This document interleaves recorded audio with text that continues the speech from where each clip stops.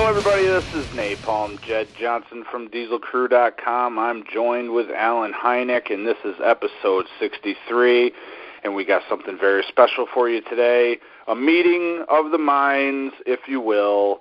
We are meeting with Tommy Jennings. We're going to be talking about grip. Tommy, how's it going, dude?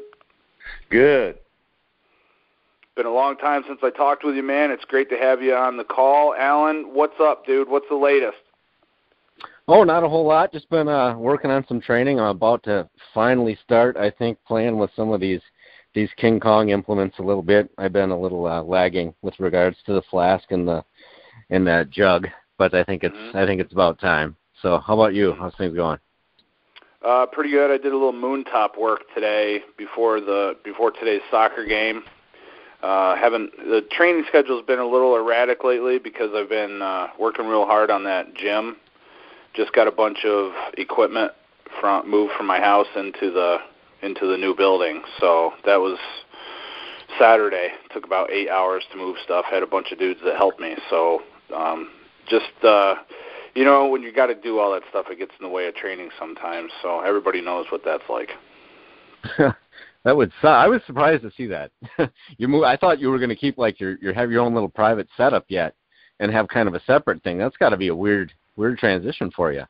Well, the problem is, I think we talked about it like maybe 2 or 3 shows ago. I had all that equipment lined up. Oh, yes. Planning on using the equipment that I bought from the old fitness center at the school. And then when that got scrapped on me, I had to really change plans. So, yeah, dude, the garage that I've trained in the last 10 years is like almost empty. So yeah, you're going to have to get another car to park in there now. I don't know. That would mean I'd have to get the door working again and move the giant storage rack out of the way. So, yeah. It took me 45 minutes just to clean weights off of 2 trees in order to take those trees down to the gym. And then when that was all said and done, I ended up using a different tree. So that's intended to be a one-time thing, where it's like you put it there and then you just never move it after that. Yeah. Right. Well, but I'll tell you what, I don't know if you guys have ever reconditioned plates before, but Luke helped me clean up these plates that I had. So it was like some of the old thin York plates and then Olympic standard plates, stuff like that. I wanted to have them all kind of look the same. So we wire wheeled them and spray painted them, and then like marker painted, where it said York or where it said, Olympic, and then the pounds and kilos and stuff like that. They came out looking pretty sweet.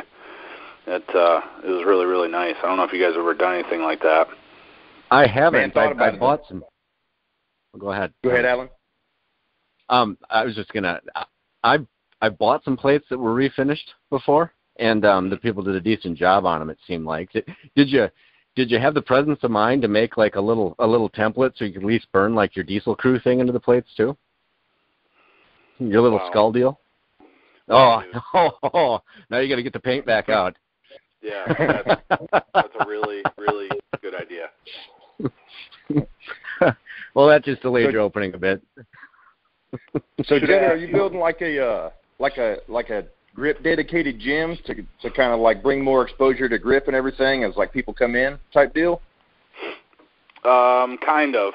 Not awesome. So the building that I bought was a hair salon previously. So if you can imagine, you walk into this building and it's like got 4 hair cutting stations in it, and then there's a separation, and then there's another room, and on one side of the room is where they did fingernails. On the other side of the room is where they did pedicures. So the main room where they did haircuts is going to be like the main gym area, and that's where I'm going to do instructional, strength training, group training, personal training, fitness, weight loss, all that stuff. And then in the area where they did the nails, that's going to be the grip area. So the idea there is we took like the more older beat up mats, put those in that section, and that's where going to be where most of the chalk use is going to be. So that's going to keep everything a little bit cleaner out in the main room.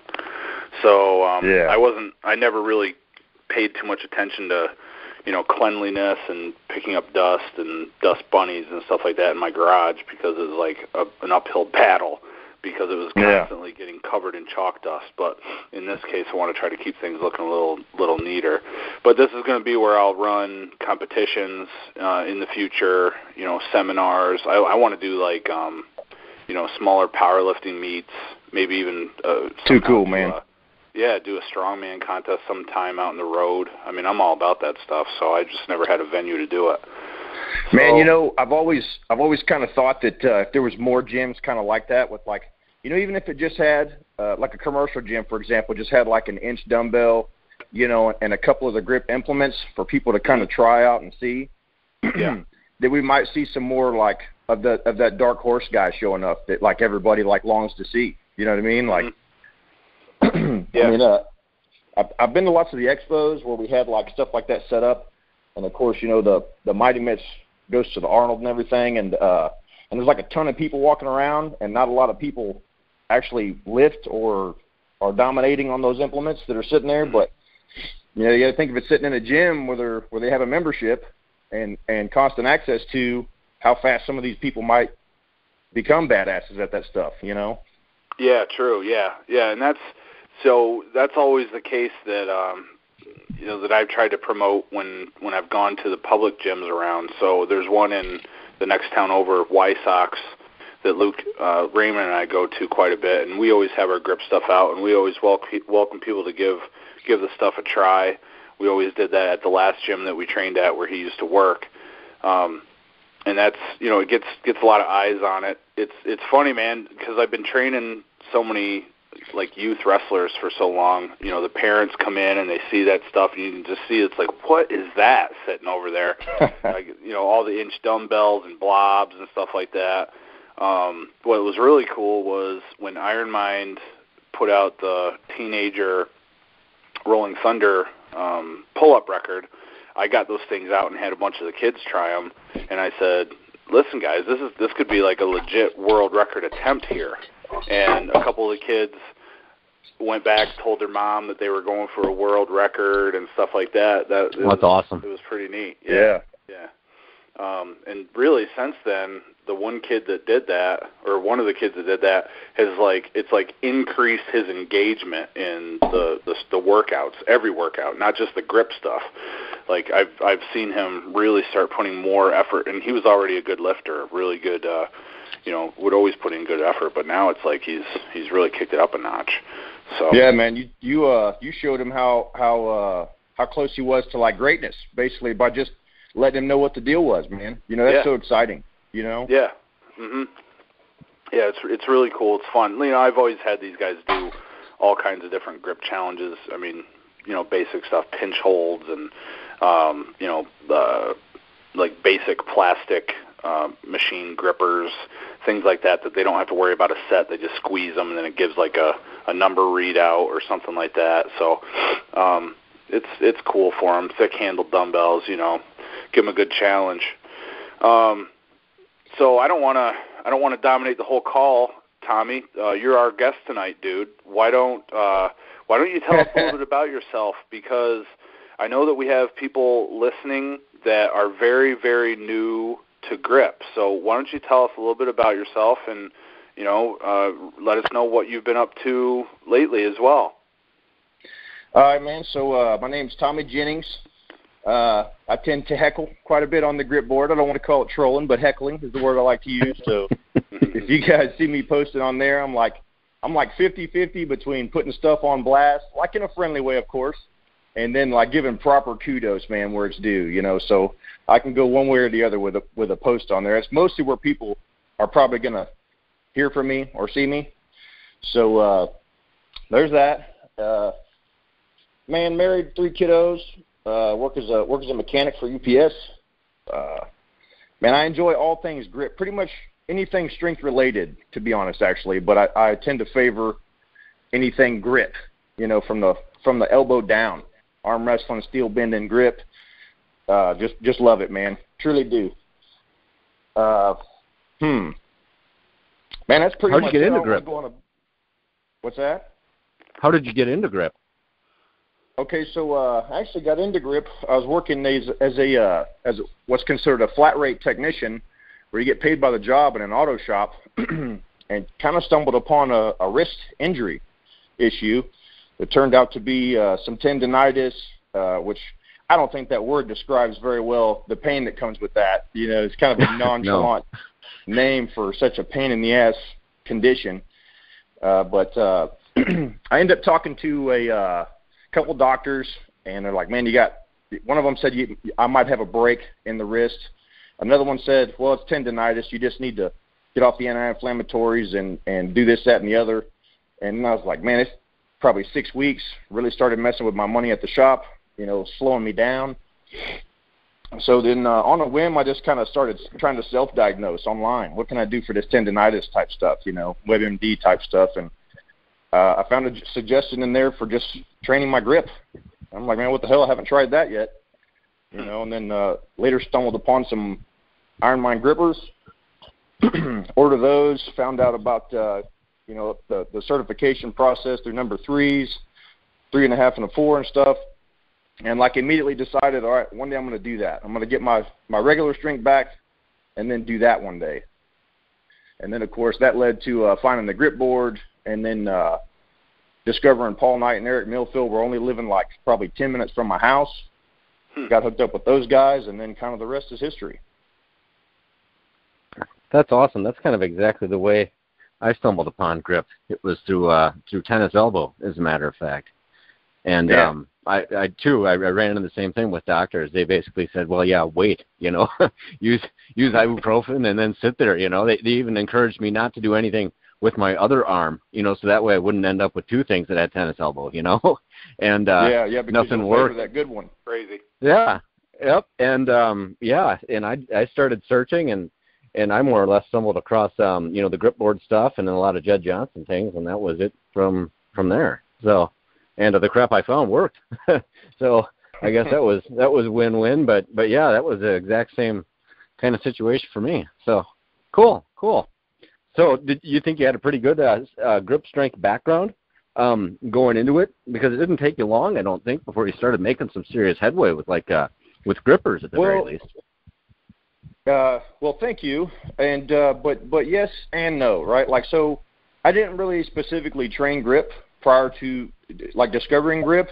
You know, a lot of people will say, like on a side note here, a lot of people will say, you know, mechanics, strong hands, and yada yada, just due to the trade, but not really. Like your hands will get pretty hard and callous, but by and large, your grip isn't going to be that much better than like a guy that maybe works at a computer desk or something. You know, it's like a marginal difference, really, besides some callus. So I didn't have any specific grip training.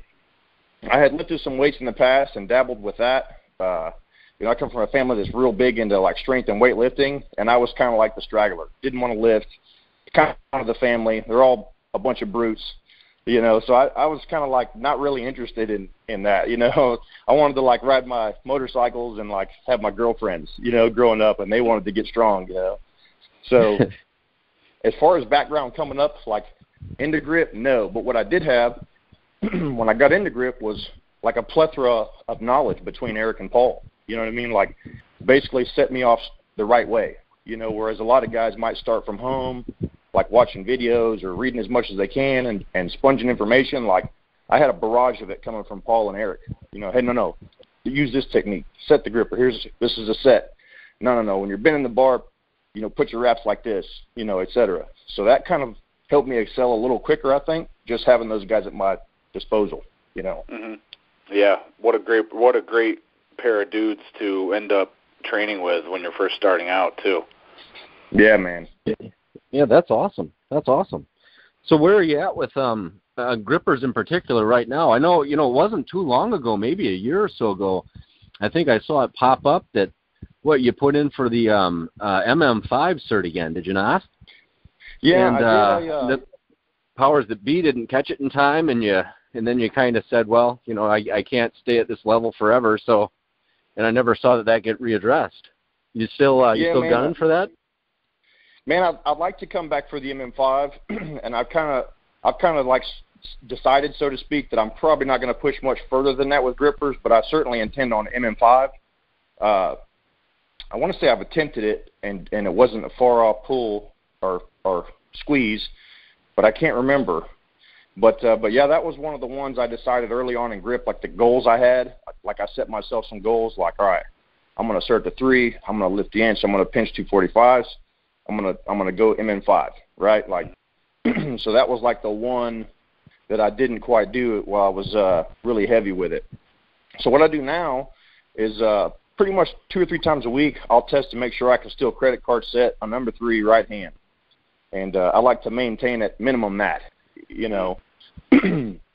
But I really haven't been training any kind of parallel sets, match monster sets, nothing like that, you know, working for the MM5.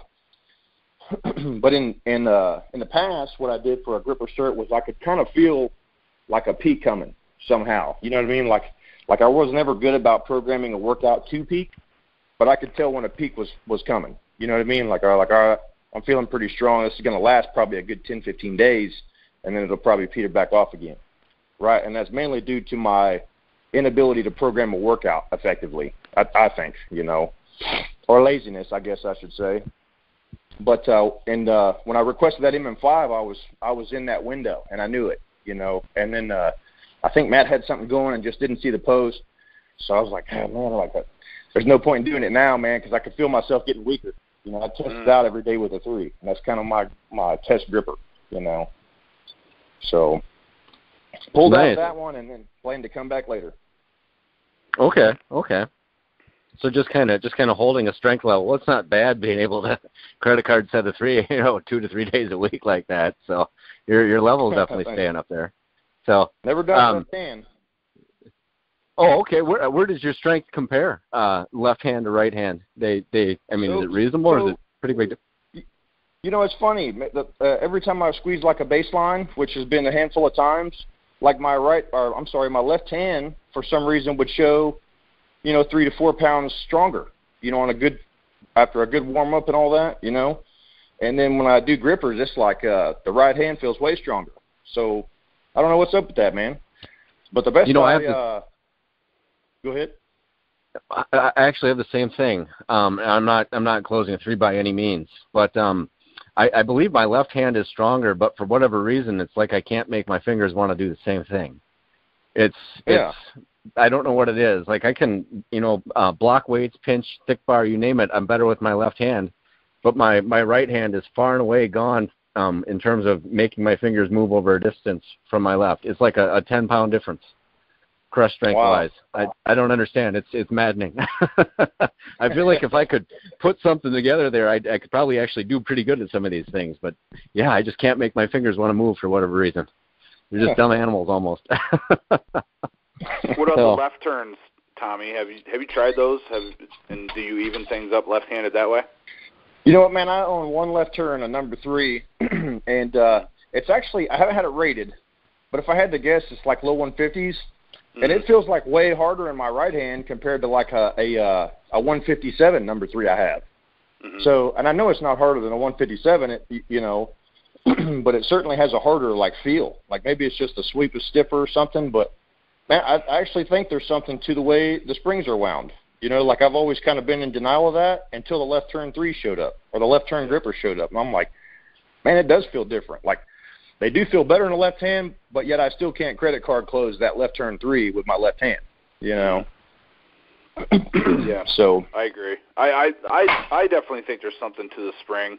And it's one thing that's interesting is it seems like those left turn grippers are very, very consistent in the rating. They don't seem to vary nearly as much as the right turn grippers or whatever you would call them normal. Cool FYI for you guys and everyone listening to kind of determine like that the grippers do close different between left and right hand. If you take just like a guide or like an easy gripper, you know, make sure it's obviously an Ironman or a GHP, something of that nature, and then close it with your strong hand, right? And take a Sharpie while it's closed and mark a straight line from one handle to the other, like where they're lining up. If you open and close that gripper multiple times, you'll notice that line is within about a millimeter or 2 of itself every time.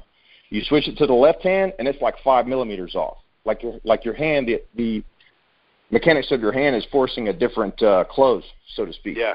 So I have a story like that too, Tommy.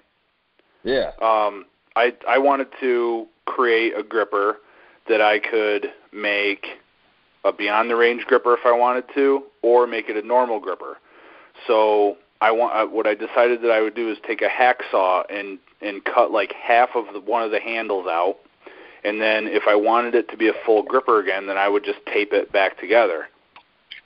Nice. So I thought it was a fantastic idea.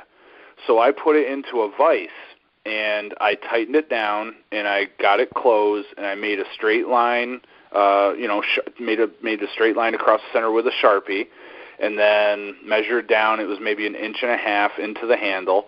So it was a good-sized chunk that I ended up cutting out of this gripper handle.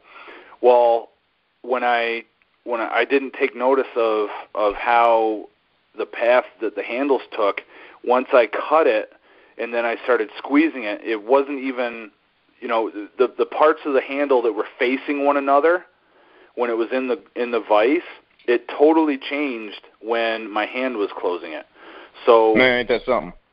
Does that make sense? The paths that the handles would move in your hand are totally different from something mechanical like that compression force of a vise, where the spring totally acts differently. And that made me question, the whole validity of ratings way back in the day. Like, this is a long, long time ago, dude. This is probably like 2005. I'm not even sure. It might have been right around the same time when Dave Morton and Greg Amidon first created the Redneck Gripper Calibrator. And, but I actually I forgot about that story for a while. But, that's cool what you said. I can really believe that depending on which gripper or which hand you're squeezing it, probably the contact point is a little bit different. That's pretty cool. Yeah, so I think that really kind of explains the indifferences between hands with most people on torsion spring grippers, Unlike something like a Vulcan or something, you know what I mean? Like a Vulcan's probably going to stay pretty consistent because it's hinged, Sure. Well, that's interesting. I'm just writing that down. That's something I gotta experiment with. I never even considered that. That's an easy thing to even check. So. Yeah, here's my thing with it. Like, I'm in agreement with Jed. It changes the whole dynamic of the RGC.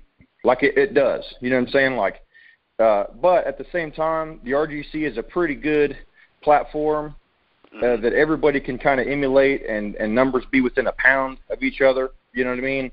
So it didn't quite make me want to ditch RGC or not acknowledge it, but I definitely see, like what Jed is saying, like, man, it's going to feel different than just dead weight hanging, making the handles touch. It's going to close different. There's going to be a little more, I don't know what you call it, force.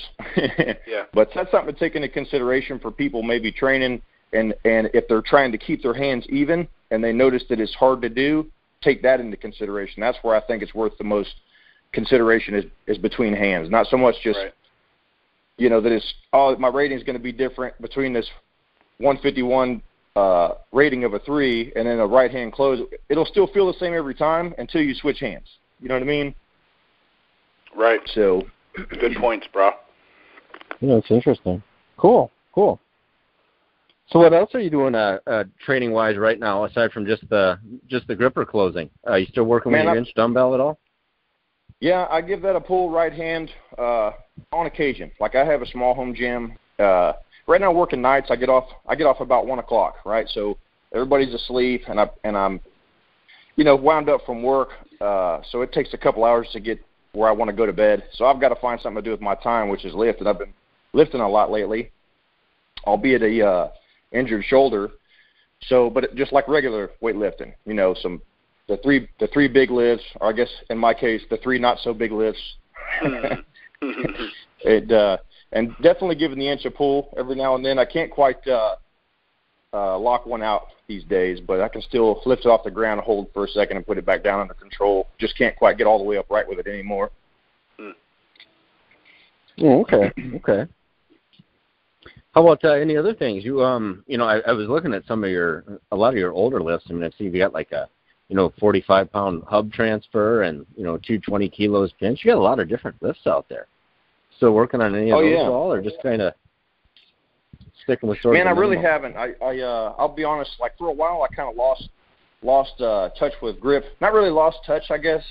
I probably shouldn't say just completely abandoned it, but I went into dabbling in arm wrestling quite a bit, and we've got a pretty good team here in Texas with some great pullers. Michael Hain, Robbie Burton, Brian Sitton, Adam Ergang. Just all great pullers, man. It was just so much fun. It was kind of like getting with Paul and Eric and doing grip stuff before Paul moved, but it's a different group of guys, and it's just as fun, or funner sometimes, doing the arm wrestling thing. But, man, arm wrestling is so painful, you almost can't even do grip training with arm wrestling, you know? Sure. How do you think that's carried over from grip to arm wrestling and arm wrestling to grip for you? Man, you know, I've met a lot of pullers that like gripping up with them on the table. As soon as I grip up with them, every one of them says the same thing when we grip it the first time. They go, "Oh shit," you know what I'm saying? Like they think they're going to lose because I guess the hand feels strong or something. But then I don't know their technique as good as they do, or maybe my wrists aren't as strong as theirs. So I leave a hole. You know, there's a whole lot of technique with arm wrestling. And these guys know how to find a hole. They can feel it. You know what I mean? So I'm like, damn. So I'll be lagging on that, but they're like, dude, when I gripped up with you, I thought you were going to tear my arm off, is what they all say, you know. So there's that. There's like a mental effect, I guess, when you grip up. And maybe if you could figure out a way to, like, put all that grip strength to the table, it would definitely work, but I haven't quite figured it out yet. But I believe, as far as arm wrestling and grip is concerned, like wrist power is going to be more the factor for successful arm wrestling. Like, you got a really strong wrist, and you're going to do great on an arm wrestling table, you know. So sure. And I never really did get into the wrist feats, you know, like the plate curl. I think I did a sloppy 35-pound plate curl one time, you know, and I was like, damn, that's kind of tough, you know. Yeah. Right. But I would venture to say if like a heavy guy, like 220 or more, can plate curl like a 35, or like Luke curling blobs, 50-pound blobs, that's insane. You know, guys like that are going to excel in arm wrestling with basically just raw, brute strength. They're not even going to have to know much technique, you know. But then as soon as a guy like that really hones in on his technique, it's over. You know what I'm saying? He's going to dominate, you know. Sure. Yes, okay. So you arm wrestle quite a bit, or you mentioned you had a shoulder injury. Where are you at? Yeah, that was from some ego benching with my dad. So, Pops is pretty strong for his age. He benched like 405 a few months back, and I was like, man, really? You're like 60, dude. You know what I'm saying? Like, remember, like I was saying, they're a bunch of brutes, you know. I'm like the runt in the family.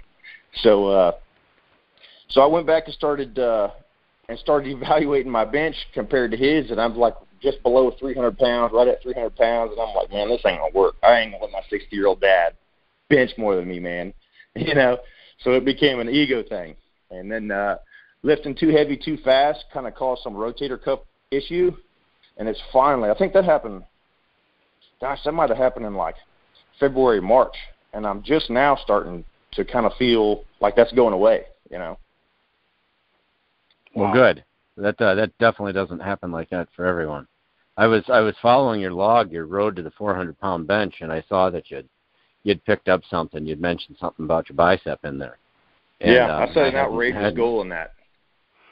Yeah, and I hadn't seen any updates on that, so I didn't really know where you were at. But at least hopefully you're getting back to normal. So yeah, basically I've had to basically just sit and do nothing, which is so frustrating, man. You know, like I went out and bought a new half rack, bought a bunch of plates from Eric, a nice an Ohio Power Bar. It's a nice bar, and I got set up good, man, to just really get serious with it. Some new gear, new belt, new slingshot, and I was like, I'm going to do this, you know, and just went too hard too fast after being out of the weightlifting game too long.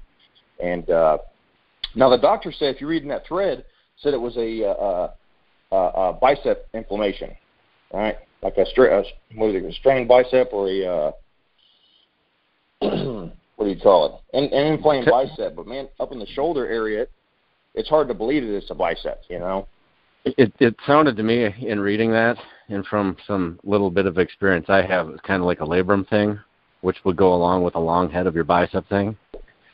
Okay. So the long head tends to attach up there, and when you jack up one, by default, you screw up the other one. So I think you got some really good advice from your doctor. But yeah, that was I had shredded my rotator cuff, and I experienced tremendous pain in the bicep, and I went through the surgery, and now that's a non-issue thing. But yeah, good deal, man. I wouldn't wish that on anybody. The shoulder is really it's really funny because you got a lot of action going on in that thing, and when one thing hurts, it's kind of hard to put your finger on it. There's just so much trash in a small spot. It's almost like a radiative effect.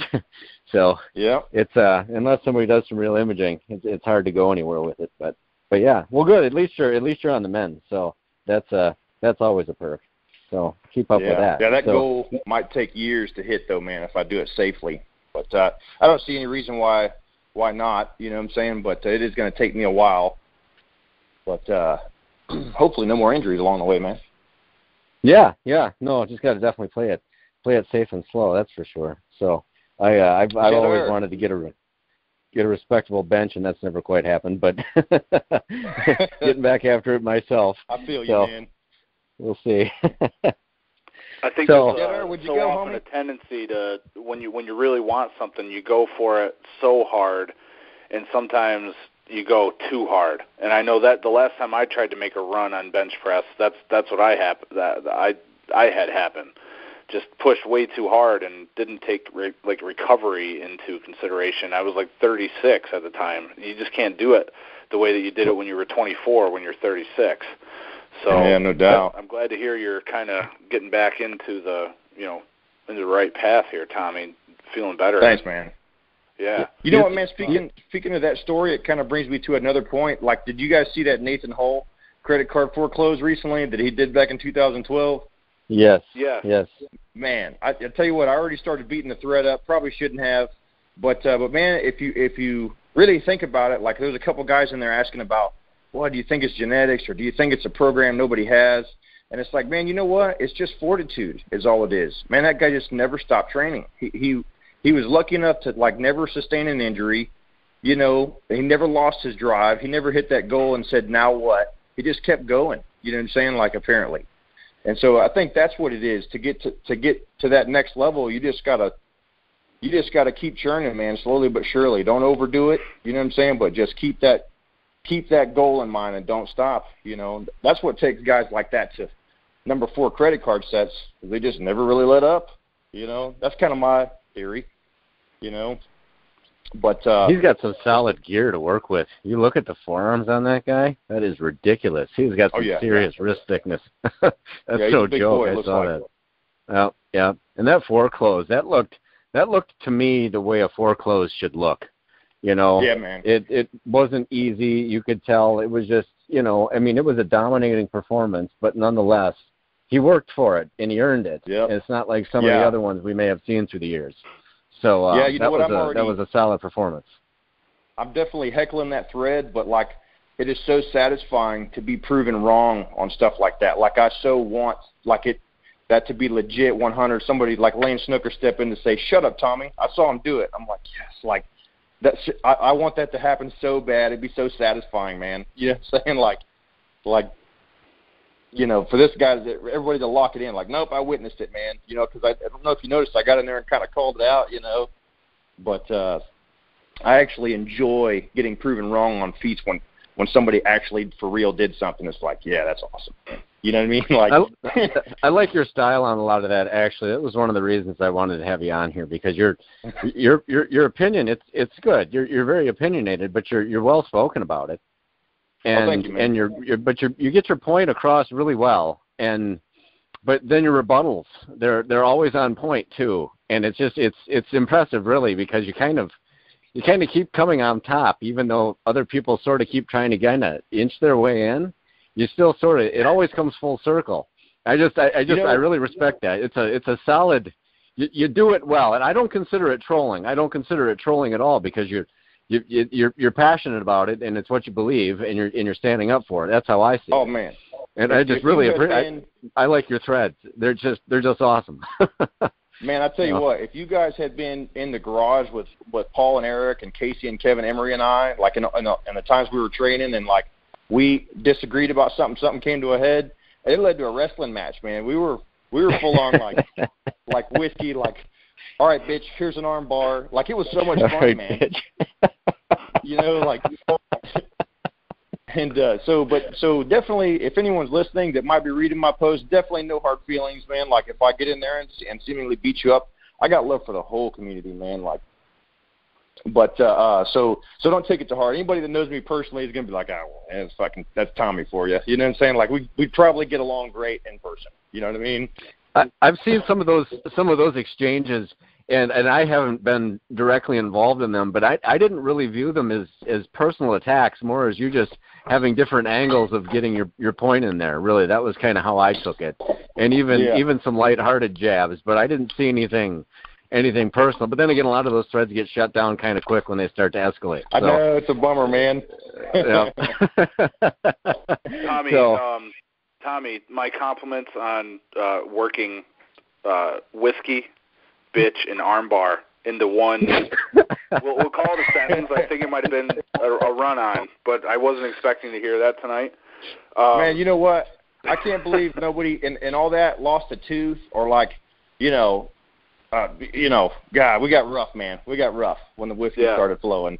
Well, if you don't mind my asking, what was it that caught your eye about the Hall video? Because I haven't seen the thread on the grip board. I don't really know what you guys are talking about, but I'd be interested to hear more. It said Nathan Hall, number 4 credit card set closed, and I was like, fuck yeah. So, you know, that's exciting to see because it's a thread title that you don't see. You know what I'm saying? Like, so obviously he jumped off in there and looked at it, and I was like, okay, that looks like the same setup from when he did the GHP 9, and one of the other guys mentioned that Wade had received some other videos of Nathan back when he did his GHP 9 cert that he did not authorize Wade to put out, right? And I remember at the time everybody going, well, what the hell, man, this guy's awesome. Why would he hide that? You know what I mean? Like, and Wade's like, hey, man, you know, just honoring the guy's request, yada, yada, that's that.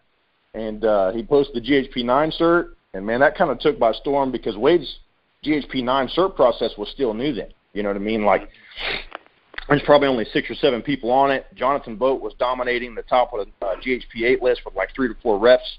And then, boom, Nathan came in and just fucking slaughtered a GHP 9 close. You know what I mean? Right. So I had been looking forward to seeing more from Nathan back then and just didn't get a chance to. You know what I mean?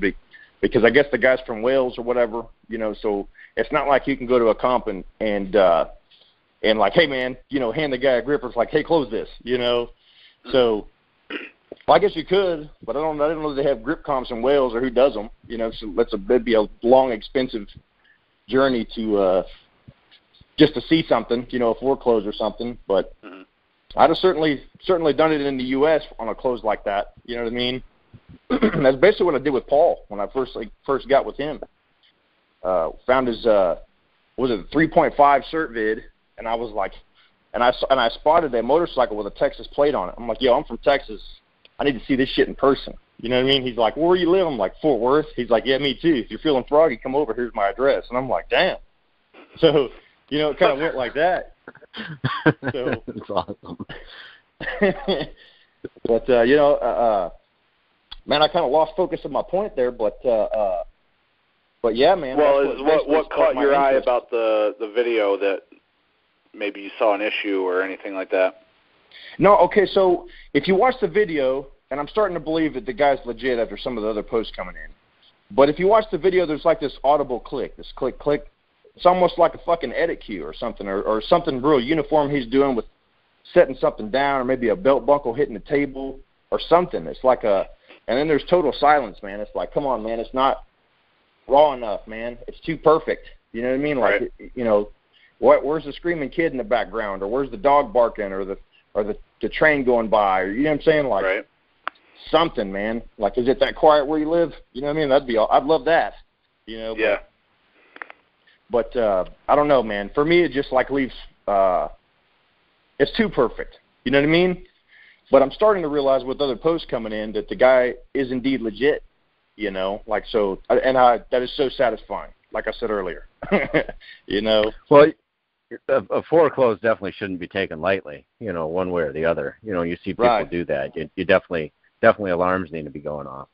But, I mean, I thought it looked pretty solid. It looked like it dug in. You know, he had, you know, I don't want to bother calling out anybody else, but we've seen some people like, you know, literally table no set those things, and they look like a trainer in their hand, you know. Yeah, it didn't even dig into the hand meat. I know what video you're talking about. Yeah, and this just didn't have that about it, you know. So, I didn't doubt the legitimacy of it, you know. But it was definitely an older video. So, but was there ever anything that came out about why something from 2012 just came out now? Well, okay, somebody mentioned a post. It was one little post that a guy said, "Hey Nathan," that apparently they posted on the YouTube and said, "Why is this just now coming out?" And Nathan replied with this funny story or something like that. It's a funny story, but it just kind of happened, was his reply. And they said it was actually Nathan that replied. So I don't know, man. You know, maybe it was kind of the same thing like the Gaza thing. Like Gaza was so far ahead on the bends that maybe I don't know, man. Maybe he just didn't want to be scrutinized, and he knew it was that strong and just wanted to pull some vids down. I don't know. Maybe it's something along those lines, you know, for the guy. But well, the one thing I know about, or the one thing I remember about the past with Nathan Hall was he was interviewed one time or did an article for something, and someone asked about the secret to his gripper training or something like that, and he said that he just makes sure to close the gripper as hard as possible every single time. Yeah, so that's a good. Yeah, and there was some debate about that. Like, what kind of advice is that? That's kind of like a bullshit statement. You know, what the hell? It's good advice, but it's not complete advice, right? Like, okay, so I would take that as like, okay, he's talking about from any training set. So a big thing for gripper training that I've done, what Paul pushed on me was, you know, don't regrip. If you're doing a credit card set and you close it or you get near close, don't try to reposition your fingers to finish the close. You want to get strong at that credit card set width. You know what I'm saying? Like, so maybe Nathan should have also said, okay, when you're doing a Mash Monster set, squeeze it as hard as you can once it closes. And then once you're doing a credit card set, squeeze it as hard as you can once you close, but don't reposition your fingers. You want to get strong at that position. That's a good. I like that take. That's interesting. Yeah. Right. We never heard more detail from Nathan himself on that statement. There was just, you know, speculation or whatever, guessing what that could mean. But that's something I don't remember ever coming up. That's pretty cool thought right there. Yeah, I mean, because he's such a quiet guy, you're going to have to kind of maybe think into it a little more. Like he probably knows that, obviously, and he just doesn't relay. Maybe he's one of those guys that just doesn't relay it well. You know, like a really good boxer. You know, Floyd Mayweather is not going to be a good boxing coach. You know what I'm saying? Like, it's kind of like that type shit, you know? Right. So, a guy that's that good on grippers, like, he can feel it and he understands it, but he just doesn't probably know how to relay it. And it's not an insult to the guy. You know, some personalities are just that way. You know, it's not a knock to Floyd Mayweather either by saying he'd be a horrible coach, you know, because I believe that to be the case. You know what I'm saying? Like, he's a good fighter, you know? And then Nathan is a good gripper slayer, so to speak. Mm-hmm. No doubt about it, bro. So, hey, did you have a chance to listen to? Have you listened to any of our previous episodes, Tommy? I did. I listened to one last night where we were talking about Brian Shaw, and I loved it. Oh, nice. That was awesome, guys. Like that, I was listening to that, and it was interesting the whole way. I'm like, damn, I'm listening to these every week now. Like. You know what I mean? To kind of keep me in the loop. It's every 3 weeks. You said we try to do them. Try to do them every week. There's some weekends it gets real tough. Right now, my daughter's playing soccer, and Alan's got kids too. So right now, it's been a little bit tougher. But we try to do it every week. It's probably on average about every other week. Okay, cool. Well, yeah, man, that was so much fun listening to that with the Brian Shaw thing. I was like, like everything you guys said in the video was 100% on point. You know, like Jedd, you went to and Alan had some great points too. He's such a big, strong guy that there's going to be some stuff that he is definitely going to dominate. And then Jedd hit it from pinch. There's some technical aspect going on here, and then he's got such big fingers that like a stub lift or a half penny lift, he's not going to be able to get the good flat portion of his fingers on there. And I agree with all that. You know, like, right. Well, good. I'm glad you got to listen to that. I was curious about your input. I was hoping that we could align this up better to get you to chime in on that. So that's neat hearing what you have to say about that now. So yeah, man. Always interested for other points of view. So nice. Okay, cool. Well, that's so what well, was was take, good to hear. Tommy? What do you think? Would he come in and stomp everybody? You know what okay, do you feel? So my take is. I base it off what I'm going to put money on, right? Like to put out what I truly believe. Because sometimes I might start talking and be like, nah, what would I put money on? I would put money on Brian possibly taking the world record double overhand axle from Mike Burke, which I love Mike. Mike is probably my favorite strongman grip guy. Albeit a shitty call on his axle record. I didn't like that. It wasn't dominant, but obviously strong. And but I think Brian would take that if he so chose. I think if he really wanted to, get into, some inch cleaning type shit, maybe even a millennial clean for this guy, you know what I'm saying? I mean, crazy shit. I think he'll take thick bar, even one-hand lifts, he's going to destroy it. Moon top, yeah, got that all day. I'd really like to see where he stood on, pinch, because, Jedd, you touched base on that just raw power, he's probably going to come in and have the highest two-hand pinch of anybody ever first try comp. I agree with that. And then you put him with a guy like Jedd Johnson or Chris Rice for fucking 15 minutes, and this guy is going to take some records, man, on two-hand pinch. That's just my general consensus. Grippers, I give it to Alan, man. Alan he's got so much hand material that grippers may be a problem for him. You know what I mean? But then again, if I think Chris Rice made a crush grip thing, didn't he? With like a cable or something like that. That was like you lifted some weight or something. Did he make something like that that's ever been contested? Boy, I'm not sure. I don't remember, Tommy. It might. I think he did. He had something. So, I think he had something like that. So for me being unsure's sake, I'll just say let's choose like the Pops gripper as the crush device. In the comp, I think that's something Brian would dominate if we found a way for him to not lift up with his body. You know what I'm saying? But I think grippers, he's probably going to get beat. Let's see what else. Man, it's really hard to say on wrist events. The guy's got so much freaking material there too that surely he would be stronger. But technique savvy list, I can't see him coming in beating Jedd or Cody in like a comp or something. You know what I mean? Like a nationals type comp on two-hand pinch until he had some schooling, how to do that.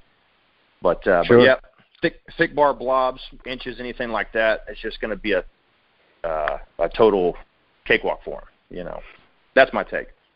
So can I appreciate all your input there, Tommy. I think you and I agree quite a bit. Clay Edgen put up a comment on Facebook when I shared the episode, let's see, what was it? It was 61 about Brian Shaw. So if anybody wants to go back and listen to that one, look for episode 61. And Clay said, it was a good episode. Thanks. I really appreciate that. Brian competed in a grip contest that I hosted in 2006 or 2007 in Albuquerque. A lot of people don't realize that Clay lived in New Mexico before he lived in Canada or in California. Oh, no kidding. Yeah.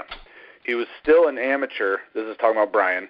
He was still an amateur strongman at the time, but he won very easily. There was a one-hand pinch of two plates together for max weight, and he lifted 110 pounds with each hand.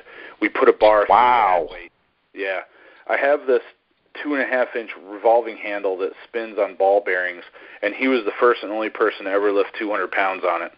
Afterwards, he lifted the inch dumbbell easily with either hand, remarking how he had only been introduced to it a short time ago by Richard Soren. I don't remember what other events there were, but I think he won them all. And that was by Clay? Yeah, that was a post by Clay Edgen. referencing a contest that he held in 2006 or 2007 in Albuquerque. So I said, I guess I forgot or did not know about that, or maybe I didn't know who Brian was at the time. Thanks, Clay. He said it was you know so what, man? ago. And here's my stance with that guy. Go ahead. Here's my stance with that guy is like when I asked the question, do I think he'd dominate in grip? Yep, given a little bit of few pointers. Thanks, buddy. Yeah, giving a few pointers on some stuff. Yeah, definitely. But honestly, I'm not even really a Brian Shaw a fan really in strongman. You know, like I really liked Mike Burke when he was in because he had that blue collar guy thing he was bringing to the table. He was a little smaller than everybody else. You know what I'm saying? So I don't want to come off like I'm just like a Brian Shaw fanboy. You know what I'm saying? But when I asked the question, would Brian go on to dominate in grip? I think hell yeah.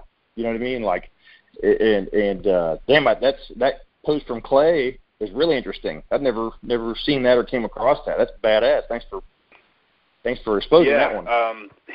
So when Clay first came out, he lived in Albuquerque, and I don't remember. I think maybe.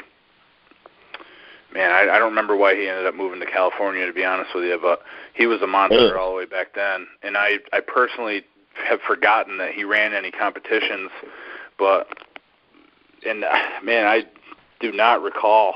I just do not recall Brian Shaw being involved back then. But the fact that he's actually got some grip history then at this point. You mentioned him being kind of in the know and being aware of things. I'm starting to kind of think now after hearing that, like, he's a pretty much a grip guy, like under the radar grip guy at this point. You're talking he's Clay. A member of the he's a member of the grip board. Clay was one of the best back in.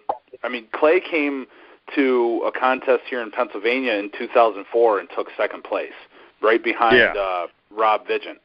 So Clay's been right at the top of the ladder ever since. He just spent several years away doing other interests. So, yeah, strongman and what have you. Strongman. He did MMA for a while. Oh no shit. Yeah, he did. Wow. He did MMA. He got ripped up. He got like really, really super lean. Wow. Yeah, I don't know. I don't remember why exactly that he stopped doing grip, but I mean they named the 5/16 grade 5 after him. He was man. The first that right there is like the benchmark bend. Okay, so for anybody listening that does bending. Okay, I've always considered like a red nail and Ironman pads like equivalent to like an Ironman number 3 cert, right? As far as bending goes, and then the gold nail being the number 4 cert, right? Which nobody's done yet. And to me, the edging, the 7-inch edging and Ironman pads is like the exact Ironman 3.5 equivalent in nail bending, you know, or steel bending. So that was kind of my opinion. I kind of want to put that out as much as possible. So for guys pursuing that bend still, or that are getting interested in bending, that edge and bend is no joke, man. And Ironman pads, that pretty much is a badass bend, you know. For sure. So there that is. That's neat. I never heard that comparison like that before, so I'm jotting that down. I had no idea. I'd heard of the edge and nail, but that was never described that way.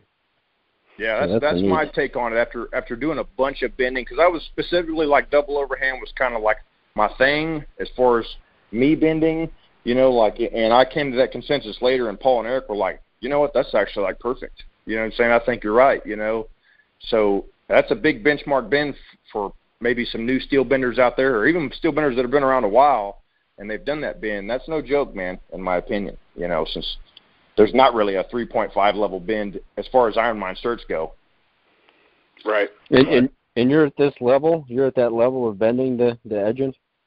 At the edge of Yeah, I was bending those in 11 or 12 seconds in Ironman pads at the time. But, you know, you got to remember, too, that I was training for gold nail bends at the same time as well. You know, but just I never got one of those in single wraps. Speaking of, have you guys seen the kid from Finland, Juha, that bent one of those? Man, yeah, he bent one of those in fucking single Ironman pads, man. That is... He destroys that stuff.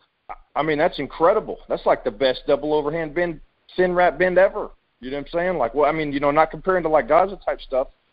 That is so amazing. Like, I offered the guy recently $100. Like, hey, man, $100 payable from me to you when you start the goal. Don't stop now.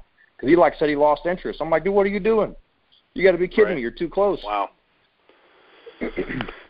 Alan, you know who Gaza is? I've heard the name. I think we brought him up before, but he predated me coming into the land of grip. So I don't know much about him. In like Britain, you know how we say, like, instead of Robert, we'll say Bobby, right? Or Thomas is Tommy. In like England, they'll Gary is Gaza or Gaz, something like that. Or that's kind of cool. I've never heard that. Lawrence is Laz. I've never heard that either. That's, okay. yeah. So always learning something. Lawrence Shalehi, which is the big professional strongman, his name is Lawrence. They call him Laz. So Gaza is short for like Gary. It's like the nickname for a Gary. So Gaza is Gary Hunt. And in the early to mid 2000s, he was producing some of the most really historic bends that anyone had ever seen. And he would bend up like, I don't want to say railroad spikes, but things that were like, they weren't just nails, but they were like chunks of iron. He was bending and sending to people to offer for like grip contest prizes and things like that. And he's one of the guys that really opened up people's minds to what is truly possible in bending, but there were also some cases where people questioned the validity of his bends. So if you look back in history, you can find some of that stuff. Is he legit or is he fake or what? I have no idea because I never met the guy. I have some of the stuff that he supposedly bent. It looks real, but who knows? I don't know. You'd have to ask people that would like spend more time studying that kind of stuff and actually have an opinion on it, and I didn't at the time. And then he kind of just stopped doing it.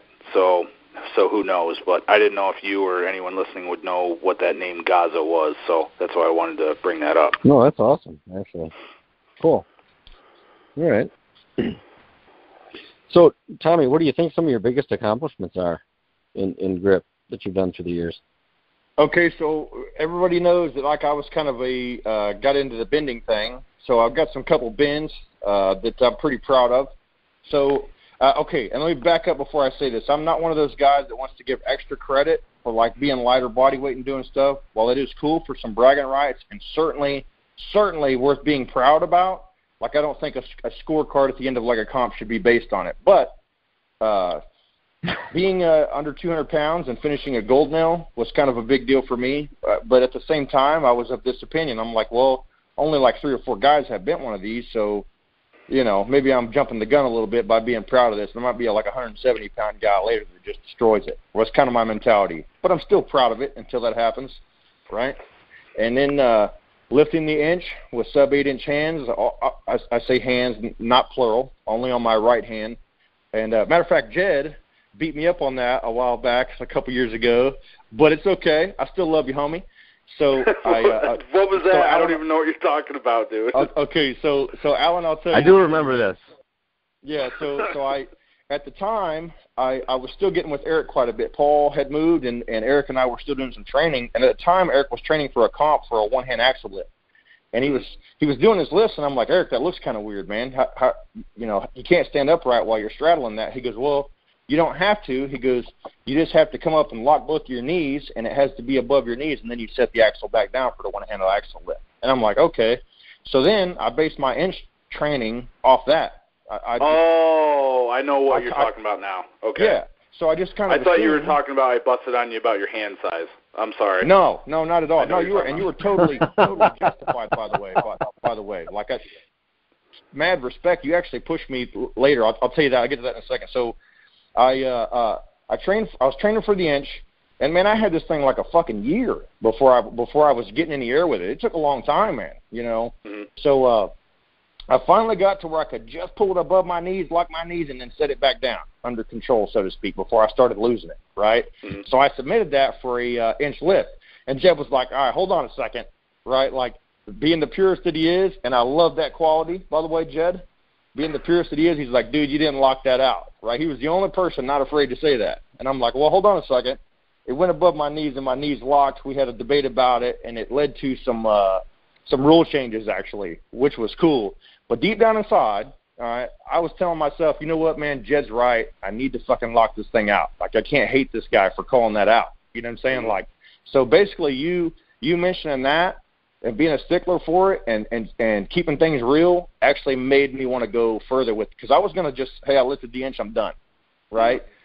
But that actually made me go for the suitcase lift, which actually happened within like a month or two of my pulling it above my knees. I just kept going, you know. Yes. So thank you, man.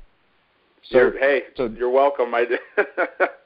Sorry, I forgot what you were talking about, but because I remember the suitcase. No, you were on point, brother. I remember that, but I forgot the debate about the knees. But then that was a big whole ordeal, because there were like for years everything was lift to lockout on the grip board, and at some point there was a duration of time where I wasn't doing much with the board, and all the rules got changed, so we had to change them back. So. Yeah. Yeah, you even had to shoot some videos about that, I think, like what acceptable technique was, and I think some things had to be reestablished.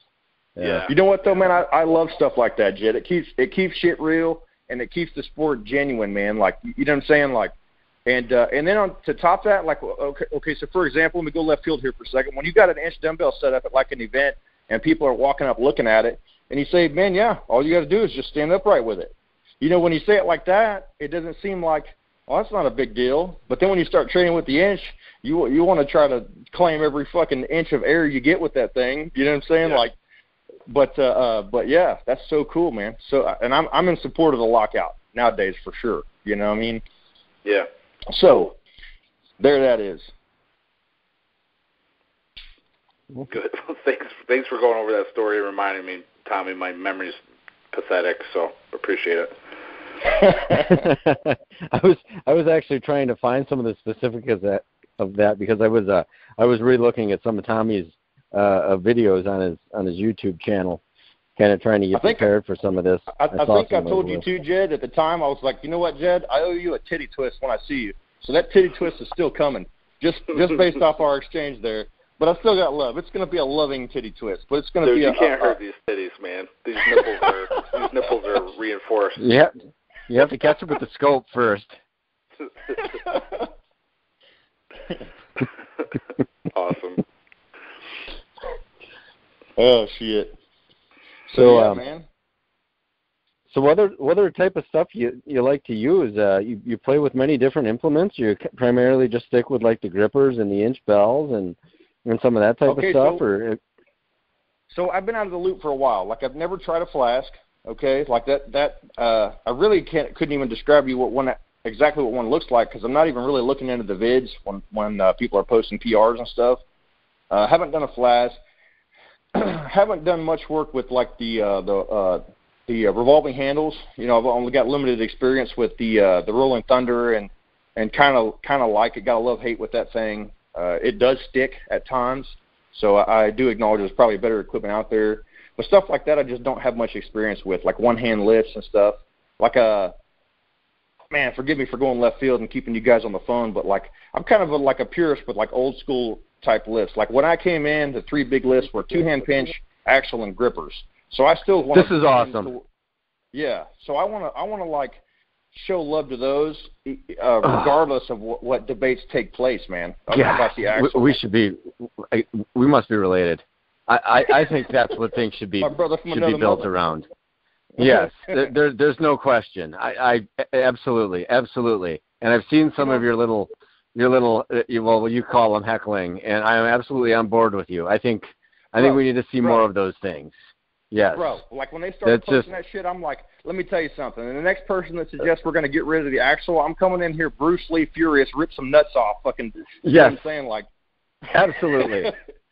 These things, they need to stay. They need to stay. And one thing I wanted to nail you on too was about your thought on getting things to grow in grip sport. And one of the things that I personally think is I think we need more just competitions run with the same type of. We need to pick some implements and kind of stick with them, You know what, man? Here's the funny thing. People come into grip, like there was a couple people coming to grip the last few years. They're like, oh, we need to change this. We need to change that. Well, hold on a second, dude. What attracted you to grip? Was the list we already had. You know what I'm saying? Like, so it was kind of the same for me. Like, when you see somebody jump down and grab an axle, everybody knows what a deadlift looks like. Okay, I can do that, right? So now they can relate. Grippers, I've seen grippers before, even though they realize they don't know as much about grippers as they thought they did coming into grip, right, with the RGCs and the Match Monster setting. And then that leaves the next big one, the two-hand pinch, which I'm actually still defending, even though I was never really good at. You know what I'm saying? But it still was interesting to me. I'm like, man, that's a cool lift. You know what I'm saying? And like those three things, when I first came into grip, I didn't want to see nothing else. I didn't understand the one-hand revolving handles. I was like, okay, whatever. It doesn't look very cool. The inch dumbbell looked exciting, right? Albeit a showstopper for new guys oftentimes.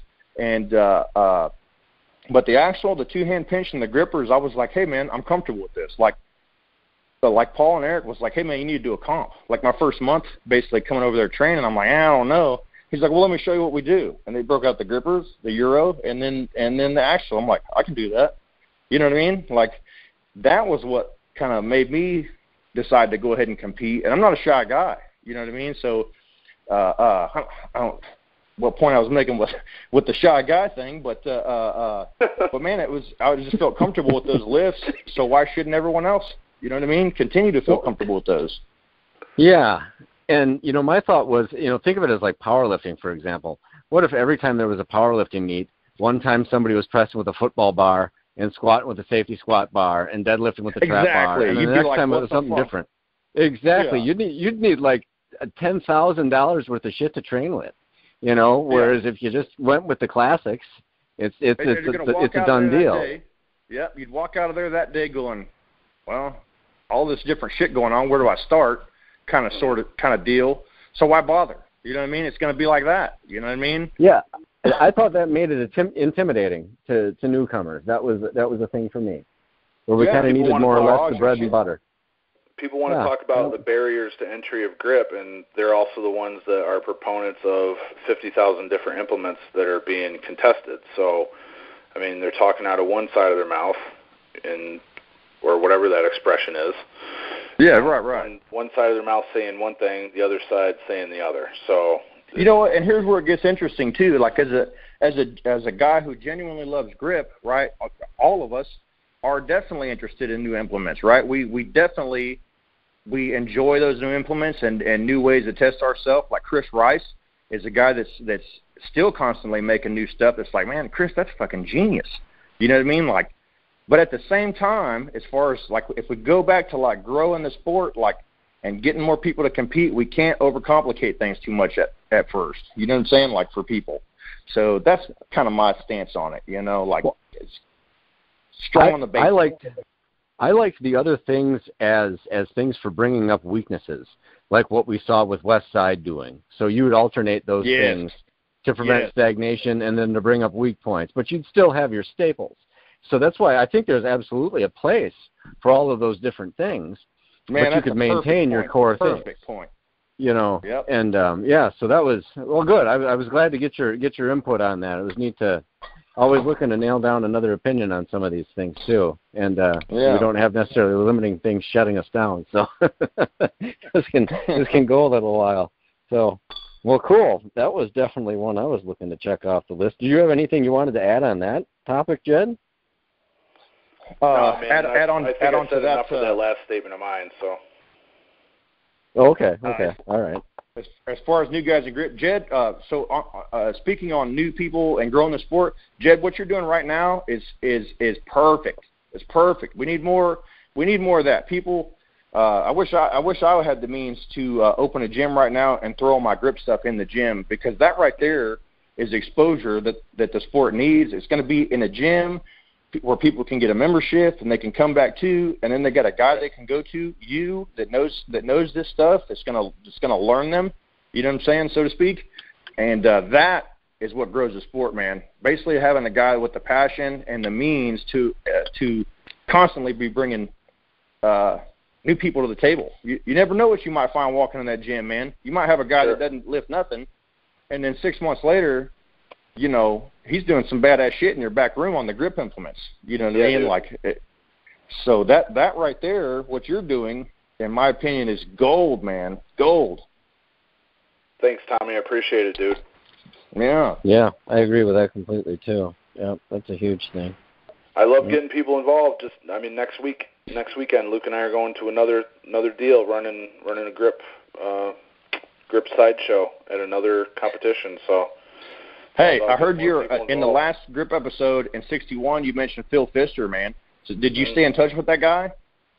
A little bit. I think I still have his cell phone number in my contacts, but I haven't spoken with him in quite a while. Actually, we did talk a little bit because he said some pretty cool things about trees and stuff when he was here, and because at the time there was a lot of construction, or I'm sorry, not construction, but traffic due to the gas industry trucks that were around, and I remember he talked about some evergreen trees that grew really thick and were really good at being natural noise blockers and stuff like that. So I followed up with him about that, and then kind of just died off, unfortunately.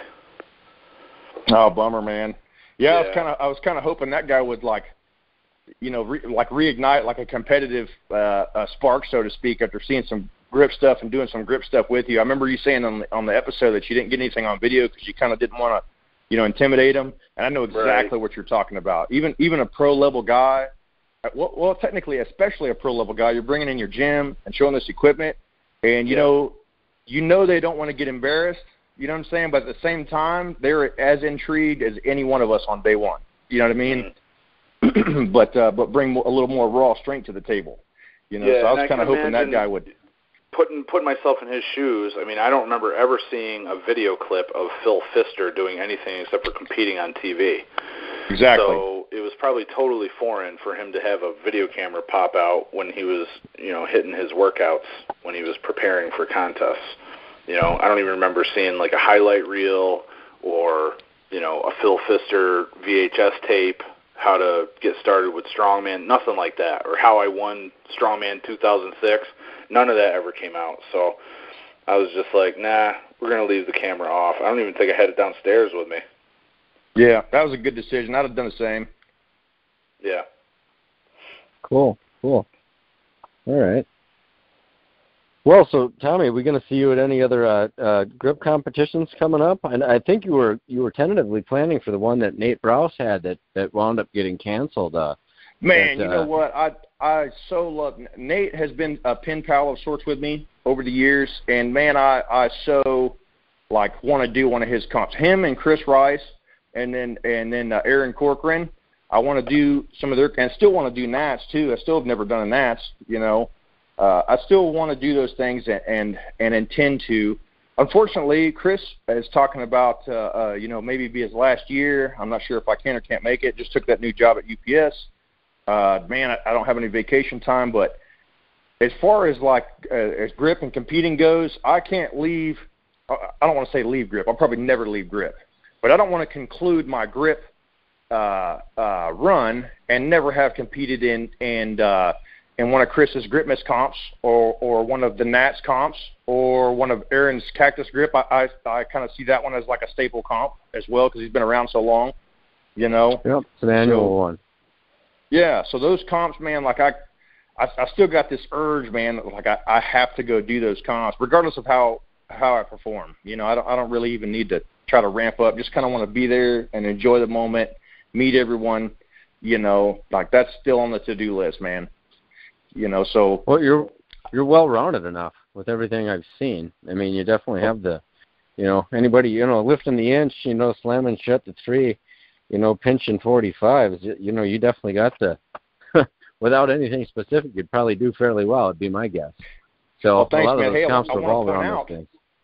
I want to point out also, though, that during the times I did my better feats, like the inch lift and then the 45 pinch, they weren't really at the same time. I want to say the inch lift and the 45-pound plates happened the same year because thumb strength was coming up. But the bending and the grippers, none of that was kind of within a couple months of each other. It was kind of over the course of some years. I have a kind of a one-track mind. I'll focus on a goal and then kind of put every other training to the side. So right now, I feel like I'd be cheating myself if I didn't continue with my bench goal. And that may take years to hit that 400. But I need to do that. You know what I mean?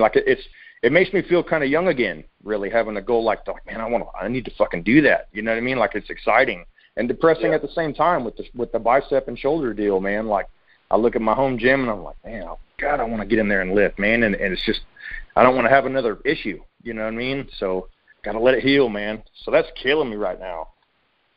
Yeah. It does suck. Yes, that'll take the wind out of your sails. Unbelievably so. Yeah. But yeah. Well, heal up. You should be able to get back there. So at least you're seeing improvement. That's the big thing. You know, it's when you're in the healing process and things never seem to get better. That's when it's you're kind of past some of that healing stage and it progresses. But if you're getting better, then you're on the right track. So hey guys, I don't want to keep this like real long, but one more thing I want to mention. So Adam Glass moved to Texas, right? Like about a year, 2 years ago, and I got hooked up with Adam. And in my opinion, this is just my opinion, I think Adam, his 45-pound plate curls were some of the most like dominating vulgar displays of wrist power like that I've ever seen. It seems like, you know what I mean, with his plate curls, 45s. He mentioned that being his hardest feat. Well, being that he's right here in Texas, like I sought him out, I was like, yo, Adam, what's up, bro? Like I'm about to come get in your face. We're going to do this. You know what I'm saying? Like, and he's like, all right, man, come on. So I met up with him. I'm like, Adam Glass, you know what I'm saying? You're Adam Glass, you know what I'm saying? And he's like, yeah, you know, how you doing? And I'm like, dude, when are you going to get into, like, arm wrestling, bro, with that kind of wrist power? You know, he was doing one-arm pull-ups at fucking 200 pounds. Like, that's incredible. With his wrist power and one-arm pull-up power, like, man, I mean, guys like Eric Rosen, if they're listening, man, like if a guy like Adam Glass came in, that's their dark horse arm wrestler guy right there. You just got to teach him, like we were talking about with Brian earlier. You know, spend a few minutes teaching him the two-hand pinch technique. Same thing with Adam, man. You spend a day or a couple different practices teaching him some table technique, and he's going to be hard to stop. And my thing to Adam that I tried to relay to him was like, dude, there's money there. It's not like millions of dollars, but you know, there's a couple grand for going and winning these regional tournaments and shit. You need to go do it. And he seemed interested, but he seemed bashful at the same time. He's like, well, he goes, I kind of want to prep. Maybe I'll get with you, and then we'll go to a practice. I'm like, dude, just show up with your strength. All you got to do is show up. You know what I'm saying? Like, and you'd be killing it. So to me, that's like a dark horse guy. That's of course, he's got other ventures going right now. Like he's got some business stuff he's doing with Advocare that he's really focusing on. He's killing that. But, man, I wish he would, come back, like, at least into arm wrestling. You know what I'm saying? And experiment there because, man, he'd be awesome. He'd be awesome. So, but, so frustrating. So frustrating. Oh, nice. Well, cool. Well, this was a really good topic. There was definitely a couple other things I was hoping to nail you down on, but I think we're running out of time here. So, boy, I tell you, what do you think, Jed? I would like to see having Tommy come back on again at some point. This was good. I think we covered a lot. I'd be all about it. A lot of bases. Willing to come back on, yeah, Tommy? Yeah, you guys are fun, man. Hell yeah. Yeah. Cool. Wait for some things to flare back up on the grip board. I'll be keeping an eye on what you're posting on, and we'll go from there. So, but yeah, thanks for taking the time to do this. I really appreciate it. I learned a lot. You had a couple of real good tidbits in there, so this was a lot of fun. I hope everybody else enjoyed it. So yeah, man, likewise. Right. Thanks, Tommy. Cool. Well, hey, let me send a couple shout-outs real quick in case anybody's listening. First off, Paul Knight, get your ass back into grip. What are you doing, bro? What are you doing? Don't be a bitch. Come back. All right? Let me see what else. Rendo, keep doing your thing, man. You're getting strong, brother. I'm loving it. I'm digging it, man. I probably should be posting giving kudos more. Wiggy with the arm wrestling thing. Have you guys seen that? Holy shit. Leaps and bounds that guy's coming a short time arm wrestling. Luke, where you at, man? You still doing the arm wrestling thing? Holy shit, dude. You were killing it for a time there. Stay with it, brother. There's money in that, man. You know what I mean? God, who else? Man, everybody keep killing it. Keep killing it. Stay having that drive. And Chris Rice, man, don't let it be your last grip miss. No way, man. No way. Not your last grip miss this year. That was cool. I think we're going to have people do that every time we have somebody on, Alan. I think so, too. That's a good closer. Well, that's it for episode 63 of This Week in Grip, the Tommy Jennings interview. Boy, that was a ton of fun. Everybody know, or let us know what you think. If you'd like to have us have some other people back on, make sure to comment down below and subscribe. Share the video. I see our hashtags are up to 1,860, so everybody is doing a good job at keeping us posted on there. And hopefully we'll be back next week with another one. We got a new Mashed Monster 4 to talk about, so stay tuned in for that one. We'll see you then.